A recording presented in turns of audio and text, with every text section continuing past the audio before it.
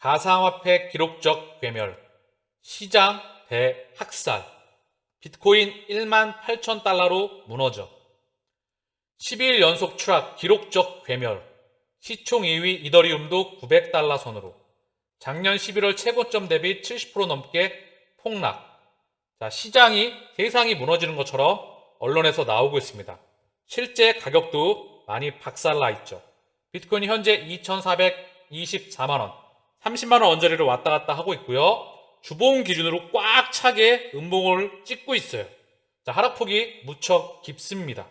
자, 일봉 기준으로 봐도 지금 계속해서 저점을 계속해서 경신해 나가고 있어요. 자, 이 부분이 이제 안착이 돼야 될 텐데요. 어느 기점에 안착되는지 분명히 시점이 나올 겁니다. 그 시점을 기다려야 될 것 같고요. XRP는 400원, 399원, 400원 언저리를 왔다 갔다 하고 있어요. XRP도 더불어서 하락폭이 나오고 있죠. 다만 그 하락폭은 다른 코인들에 비해서는 그나마 조금 낮다. 이 박스권에 있는데요. 우리는 먼저 빠졌고 올라간 게 없고요. 의도적으로 SEC와의 소송으로 인해서 눌린 부분도 많이 있을 거라 생각을 합니다. 그래서 현재 시장 상황이 매우 좋지 못합니다. 여러분, 코인 시장 대학살이라는 말을 미디어에서 쓰고 있어요. 아무것도 하지 마십시오. 가만히 있어야 됩니다. 심리를 무너뜨립니다.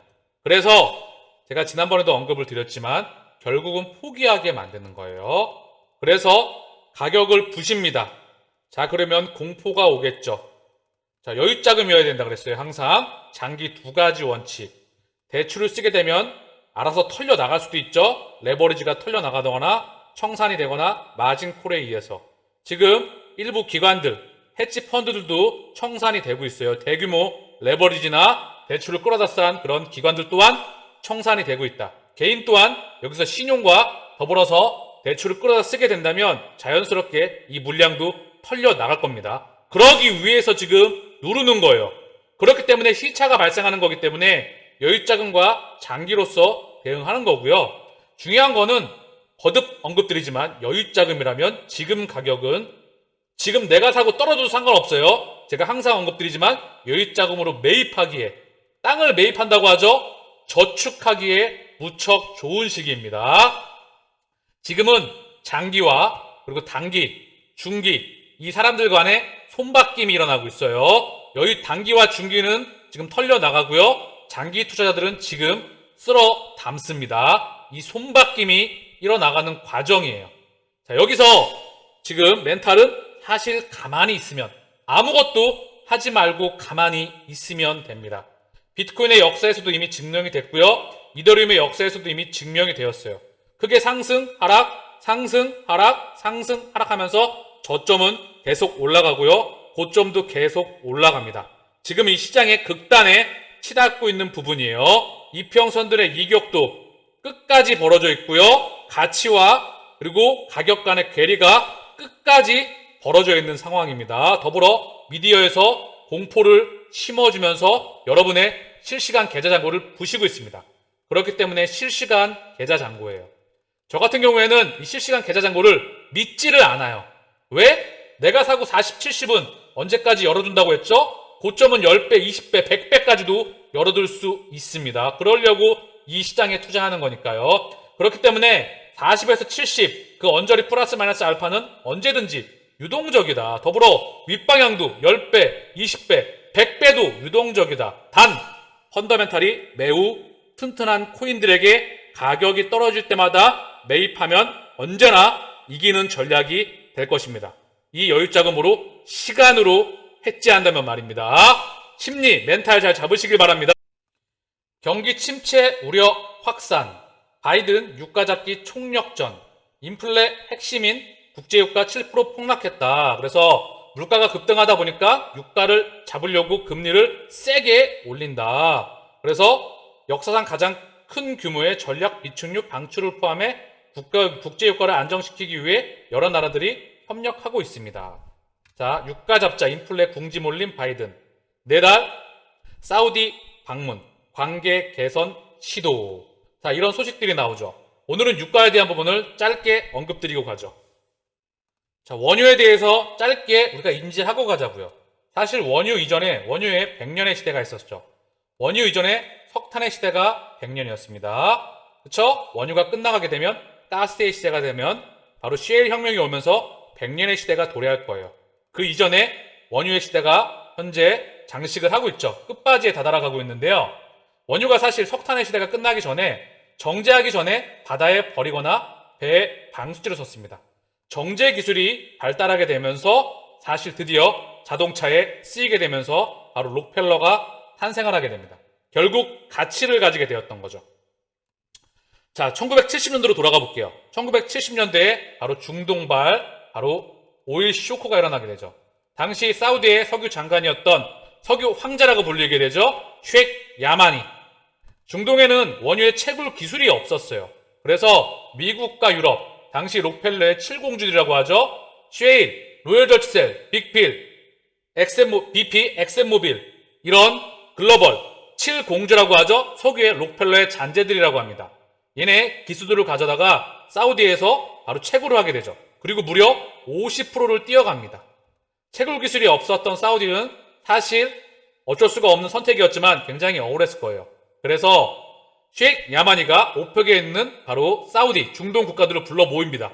그러고 나서 얘기를 해요. 야, 얘네 말도 안 되지 않냐? 우리 얘가 뭔데 가격을 결정을 하고 그냥 우리 거 갖고 가면서 얘네가 마음대로 가져가는 게 좀 그렇지 않냐? 우리 담합해가지고 가격을 끌어올리자. 그래서 바로 중동발 인플레이션이 엄청나게 발생하게 되죠.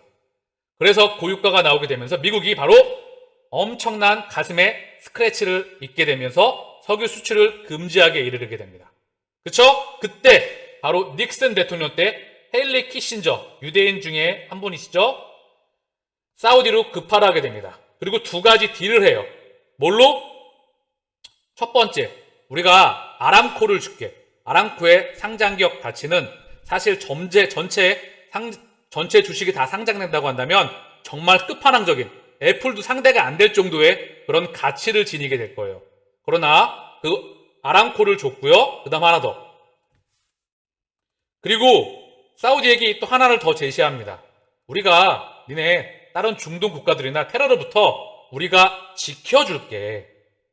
대신 원유를 뭘로? 달러로 지금부터 결제하길 바래. 그리고 그 달러로 미 국채를 매입하기를 바래. 이 두 가지 빅딜이 이루어지게 됩니다. 자, 이게 아직까지도 회자되고 있죠? 그래서 원유의 달러 패깅된 시스템이 이때까지 이어지고 있다가 이 패깅이 현재 흔들리고 있어요. 미디어에서 나오는 것처럼. 자, 어쨌든 간에 절체절명의 시기에 회담 장소로 불러냈던 것이죠. 바로 헨리 키신저와 닉슨 대통령. 그렇게 바로 쉐익 야마니가 아직까지도 석유의 황제라고 불렸던 거죠. 그러나 이제 이게 2008년도에 쉐일 혁명이 미국에서 일어나게 되면서 명실상부하게 원유에 대한 기득권은 미국이 가져오게 됩니다. 엄청난 혁명이에요. 제조혁명이고요. 사실 진짜 끝판왕이라 봐도 무방할 만큼 혁명이었던 사건인데요. 그리고 나서 사우디의 왕세자죠. 빈 살만 왕세자. 자, 이 사람이 사실 1순위의 권력자죠. 그쵸? 이 사람이 사우디를 현재 다 좌지우지하는데 드디어 사우디가 석유에서 벗어나서 다른 사업들을 준비합니다. 그 일환으로서 아람코를 상장했던 부분이고요. 자, 그래서 궁극에는 원유의 시대도 끝나갈 거예요. 근데 중요한 건 원유를 공급을 통제하고 있다는 거죠. 제가 항상 언급드리죠. 원유는 공급이 좌우하는 겁니다. 전 세계 가격은 보이지 않는 고래가 통제하고 만들어가는 거예요. 더군다나 원유는 무척 그 파급이, 그 기득권이 결정합니다. 그래서 석탄, 석유의 시대에서 가스의 시대로 가고요. 공급에서도 셰일 혁명, 채굴 기술의 발달로 계속해서 채굴 단가가 내려가고 있었죠. 더불어 내연기관차의 중단, 디젤과 휘발유차의 생산, 그리고 연구 기관들이 이제 중단되게 됩니다. 언제 시간차로 해서 내연기관차는 생산이 중단되고요. 전기차 혁명은 이제 우리 곁으로 이미 와 있습니다. 더불어 전기를 생산해야 되는 그 에너지원이 가스, 태양광, 그리고 바람, 풍, 원전 이런 걸로 바뀌어 나가겠죠. 단기적으로는 달러값, 시추공수, 오펙의 증산, 감산, 실제로 겉으로는 감산인 척하면서 증산을 뒤에서 해왔습니다. 담합력도 줄어들었어요. 그리고 투기적 수요 또한 가격에 중요한 역할을 하는데요. 여기서 결정짓는 건 뭐냐? 이거는 의도적이다. 원유의 가격을, 공급을 통제해서 원유의 급등을 만들었기 때문에 인플레이션이 왔었던 첫 번째 또 하나의 이유이다. 우크라이나발 원자재 수급으로서 통제가 됐다. 공급에 대한 원자재 공급이 차단된다. 중국의 전 세계 공장에 멈춰섰다. 이 세 가지가 인플레이션. 누구? 미국, 유럽, 중국, 일본. 전 세계 4대 열강이라고 하죠. GDP 70%를 차지하는 얘네들이 언제 기준점으로 해서 바꿔 나갈 겁니다. 이 위에 글로벌 금융 리스트가 만들어내는 시스템을 우리가 이해하고 있다는 부분이죠. 그쵸? 그렇기 때문에 지금 시장에 흔들거리면 안 됩니다. HSBC, 웰스파고, 뱅크 오브 아메리카, 기타 연준의 민영 주주들과 그리고 마스터카드, 더불어서 리플은 그 핵심 정중앙에 있는 글로벌 리스트의 혈관의 중앙에 있기 때문에 러시아 최대 은행 스위프트 대체할 새 국제결제 시스템 만드는 중. 러시아 최대 국제은행인 스베르방크가 스위프트 결제망을 대체할 국제결제 시스템을 만들고 있다. 자, 스베르방크 대표가 17일 밝혔다. 그래서 러시아 대도시 상트페르부르크에서 열리고 있는 국제경제 포럼에 참석 중인 그래프 대표는 인터뷰에서 현재 스위프트 대안으로 새로운 결제 시스템을 만들고 있다. 1년 이내에 스위프트를 완전히 대체할 충분히 효율적인 시스템을 만들 수 있을 것으로 본다고 말했다. 자, 이 부분에 대해서 리플이 바로 이 중심의 핵심에 있다. 리플 네트워크, 스위프트 2.0의 시대, CBDC의 시대, 이 부분을 준비하고 있다. 자, 계속해서 이 시대는 다가올 수밖에 없어요. 현재 시대가 바로 달러에 대한 그 시스템, 법정화폐에 대한 전세계 달러, 유로, 앤 파운드, 더불어 원화에 대한 시스템에 대한 균열, 이 다음 시대를 그려나가고 있다.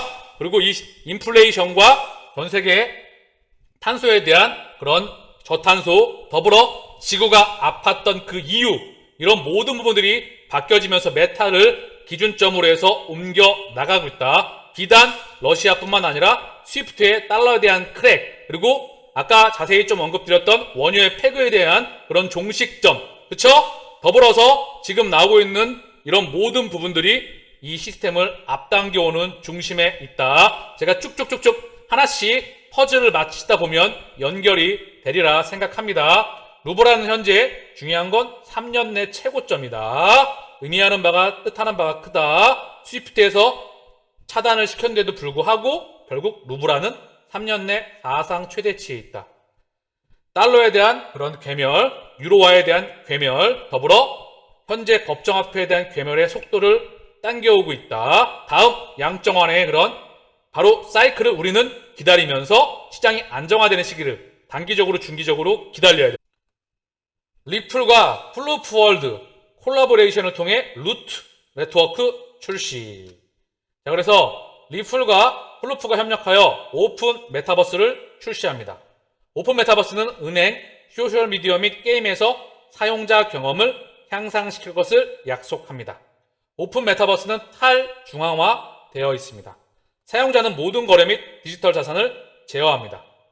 리플은 전세계 크리에이티브 커뮤니티인 플루프월드 및 NFT 수집품 생태계와 협력하여 분산형 블록체인 네트워크인 루트 네트워크의 도입을 발표했습니다. 19만 9천 개 이상의 고유한 제품 및 34만 개 이상의 트랜잭션과 수많은 NFT 컬렉션을 결합하는 더 오픈 메타버스를 구현하는 데 사용됩니다. 자, 그래서 XRP 원장을 활용한 NFT, 이 부분에 대해서 상용화가, 콜라보가 이루어지고 있고 파트너십이 계속해서 확장되고 있고요. 결국 메타를 구현하기 위한, 현재 밑에 보게 되면 이더리움 가상머신을 사용하여 루트 네트워크에서 실행될 수 있다고 언급했습니다. 이더리움 기업이 많이 있는 것 같아요. 이 루트 네트워크의 플루프월드. 중요한 건 이제 여기에 XRP 원장을 통해서 새롭게 NFT가 실행이 되고 활용되는 그 부분이 프로젝트가 테스팅되고 현재 시차로 두면서 수정이 되면서 나아갈 것이라 생각합니다. 결국 리플 네트워크는 중요한 건 제가 계속 언급드리고 있죠. CBDC, NFT, 비트코인, 이더리움을 비롯한 토큰을 갖고 있든 STO, 디지털 물질의 사용처가 결국은 확장이 돼 나가는 부분이에요. 계속 확장되어 나간다. 여기 실제로 금융기관의 유동성에 박히겠죠? 브릿지 연결 통화로서 이 가치들을 연결하는데 사용이 됩니다. 그래서 리플 네트워크에 대한 XRP 원장, 얘네들은 계속해서 확장해 나가면서 펀더멘탈은 지속적으로 확장해 나가고 있습니다. 마지막으로 현재 채굴 기업들의 일부 비트코인 매도, 코인베이스 등 거래소 등의 감원 등의 안 좋은 소식들이 많습니다. 그러나 리플은 대규모 인력 충원을 늘리고 있습니다. 이 말이 의미하는 바는 뭘까요? 계속해서 리플의 펀더멘탈은 확장하고 있다는 부분이에요.